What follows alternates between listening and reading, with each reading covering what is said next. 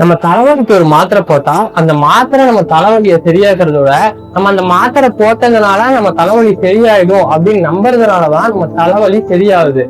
இது episode 3 of psychological effect series. உங்க மைண்டோட சீக்ரெட்ஸை தெரிஞ்சுக்கோங்க.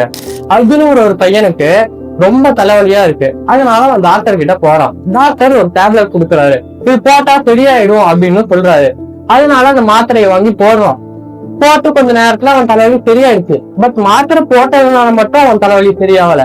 டாக்டர் சரியாயிடும் அப்படின்ட்டு கூட சேர்த்து சொன்னதுனாலதான் அவன் தலைவலி சரியா இருக்கு. இதுக்கான காரணம் பிளசிபோ எஃபெக்ட். இது ஹென்ரி பீச்சருங்கிறவர் கண்டுபிடிச்சிருக்காரு.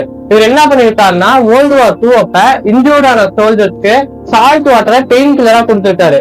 இதை போட்டா சரியாயிடும் அப்படின்னு சொல்லியிருக்காரு. அதனால சோல்ஜர்ஸ்க்கும் கொஞ்சம் வலி குறைஞ்சிருக்கு. ஆனா அது வெறும் சால்ட் வாட்டர் தான். பட் இவங்க நம்பிக்கையா சரியாயிடும் அப்படின்னு சொன்னதுனாலதான் உங்களோட பெயின் குறைஞ்சிருக்கு. சோ இந்த மாதிரி உங்க நம்பிக்கைய நல்ல விஷயத்து மேல வைங்க, அது உண்மையிலேயே நடக்கும். சோ இந்த மாதிரி இன்ட்ரெஸ்டிங்கான எபிசோட்ஸ்க்கு நம்ம பேஜை ஃபாலோ பண்ணி வச்சுக்கோங்க.